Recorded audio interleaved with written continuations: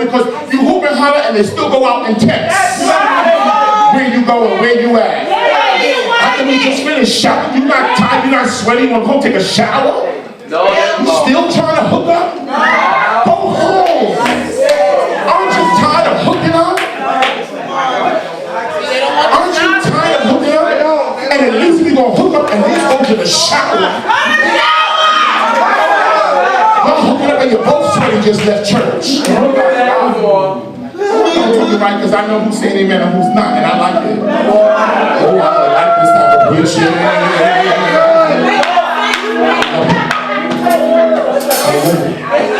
We gotta get this thing right. And don't get me wrong, I'm not casting judgment on people who struggle with stuff. That's not what I'm doing. I'm not trying to throw off. I'm trying to help a generation, God. Because the problem with some of us is that we didn't have it from the people who were ahead of us. So we had to learn as we went along. I just thank God that I learned before it was too late. I'm preaching already. I'm already. I just didn't take the text, but I'm preaching already. I just think that God has so much in store for us individually and collectively as a kingdom, but we miss it. And yes, Lord. You can't allow yourself to miss moments of opportunity for success. Jason, I'll be back. Thank you. He comes to me all the time, so I thank God for him. But you can't miss moments of destiny with situations that are created by people who are enemies. Say that word again. Okay. The whole thing or just the one word? The whole thing. Okay, thank you. I'm glad I got permission. I just wanted permission. That's all I want. You gotta make sure that you don't miss the moment that God is bringing your greatness through what looks like opposition. A lot of us, you know what I used to pray when I was a little bit immature? I was still older, but just immature. I used to pray, Lord, get rid of my enemies. Let a Mack truck come. I designed the whole truck. Let the Mack truck come, 6 wheels on both sides, so that's 12 altogether, and run them over on Atlantic Avenue. And then, Lord, let the cables from the Long Island Railroad, if you live in Brooklyn, you know what I'm talking about. Let the Long Island Railroad train, let it just lose all its ammunition and just fall on top of the truck that's on top of them. That's what I pray. Get rid of all my enemies. And some of them go to church. I'm just being honest. And the Lord told me one day, he said, shut your mouth. I said, Lord, he said, shut up. You sound like a fool. You sound stupid, Clay. Come on. I said, Lord, what do you mean? These people are doing this, and this one is doing this, and this one is fighting me, and this one's calling this one to tell them don't have me at their church to preach. My God. Because they do that. They you know. do it. You ain't ready for this if you ain't ready for that. And the Lord says, shut your mouth. Do you not know what I told you in the Old Testament, in the book of Psalms? You preaching it, but you ain't living it? I said, what are you saying, Lord? He said, and I will make your enemies your footstool. I said, Lord, I understand that, but they're not near my feet. He said, well, if they're not near your feet, they'll be at your table, because I'm going to prepare a table in the presence of your enemies, and you just shut your mouth. I say this to say that. I say that to say this. Yes, Lord. There was a moment in this house, and I'm only talking to the membership of this house. I'm only talking to the membership of this house. And I'm going to hit it because y'all know, anybody that know me know okay, y'all know me.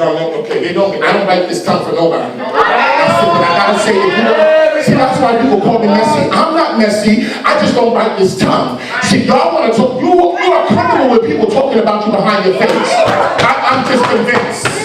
Y'all are just comfortable. If I don't like something, I'm going to say, that dress is not nice. You should have worn that today. Because especially with friends. Right.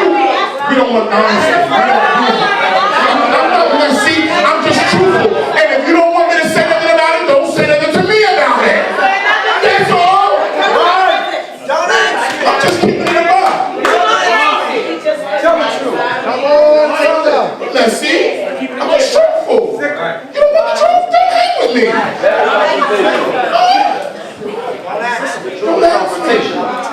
There was a moment in this church a few months ago. You missed it. I'm talking to this house. You missed it. There was a moment that took place in this house that people made fun and ridiculed, but you missed it.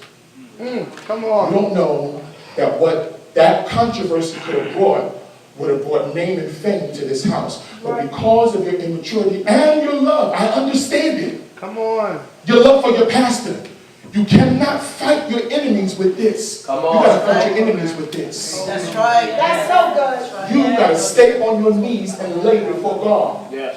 Before God could send me out to the Word Network, to TBN, to Joyce Myers, to Benny Hinn, to Juanita Bynum, all those people you see me with, He had to trust me with prayer first. Come on. Marcel, why are you so quiet, Marcel? Yes, sir. Yes, sir. By yourself. That is so good. By yourself. Yes, right. So. Because how can you talk for somebody you don't talk to? That's right. Come on now. I'll just tune up in 2 minutes and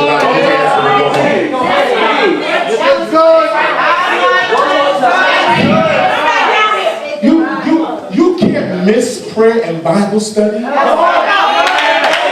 want to show up on Sunday morning and dump the house. First of all, what are you dumping? God doesn't have to be dumped. What does the house need to be dumped? We use all these slangos like we've made it, like we've arrived. Nobody dumps no house. First of all, if you ain't preached Jesus, you ain't preached at all. I'm going somewhere. I'm going to my text. Thank you. I'm right at my text. I'm glad y'all gave me that theme. We want something that we don't want to work for. And now I understand why the scripture said the children of the world are so much better sometimes or wiser than the children of God. Because in the workforce, they learn that if you want promotion, you gotta work for it. And sometimes you gotta do overtime without expecting anything in advance. I understand. Most of us don't work, so we don't understand that. Because we think the church is the place where you're supposed to come get $500 a week, and that's fine. You can sleep all week. Get your butt up and get a job. I'm not tithing to take care of you. I'm not tithing to take care of you. Tithe don't take care of no grown behind man. Tithe don't take care of no grown behind woman. I tithe to the Lord, and the pastor's discretionary is to where it goes for the church house. Yes. But we were never commanded to take. You go in. Now this is where my strength is. You go into 1 Chronicles and you look at the Levites; they were not paid. Right. That's right. Musicians, I know, and some of my best friends are musicians. I get it. Some of my best friends are ministers of music and worship leaders. But in the Bible days, they did not get paid, y'all. That's right. According to the scripture. They did not. According to the scripture. And let me tell you something else. You know why that can be dangerous? Because if the church takes care of you, then God doesn't have to.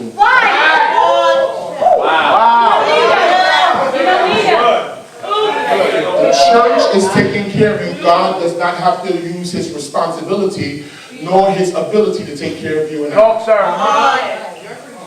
doesn't have to, because he's giving it to you already through his people. That's right.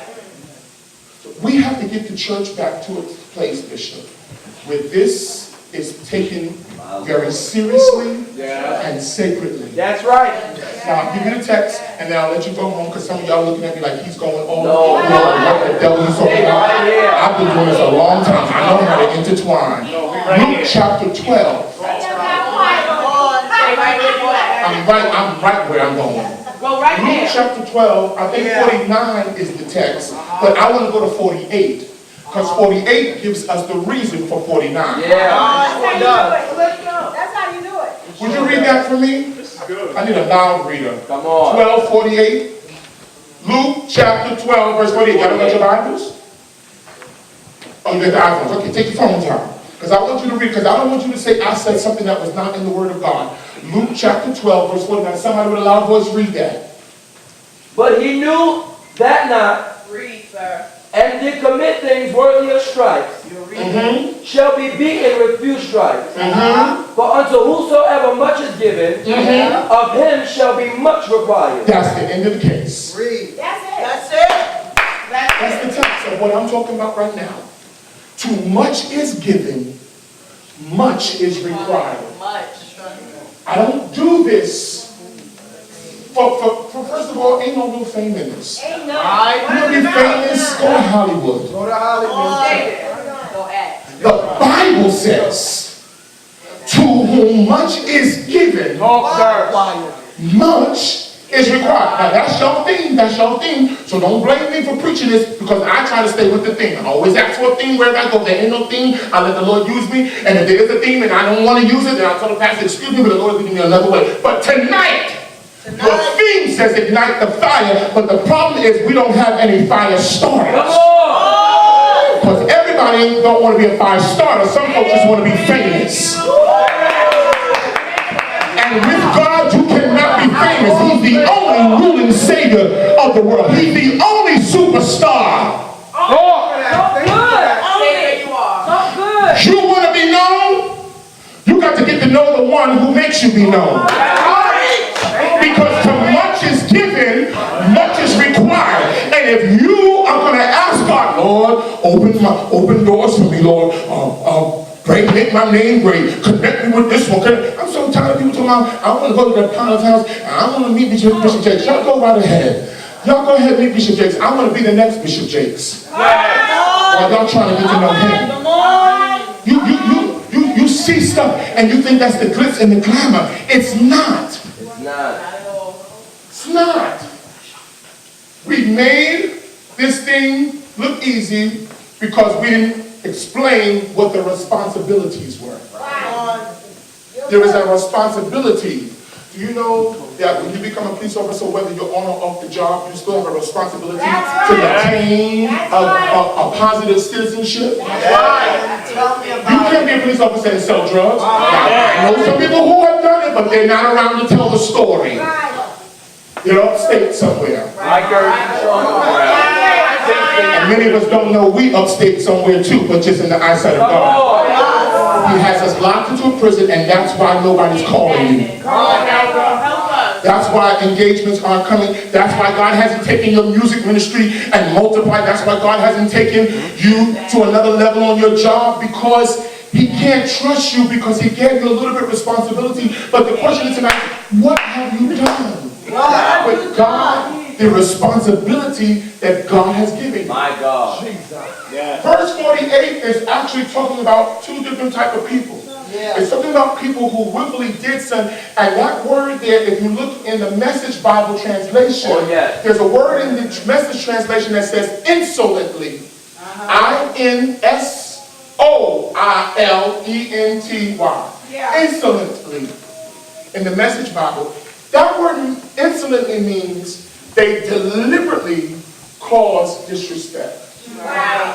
Thank you for that. He said,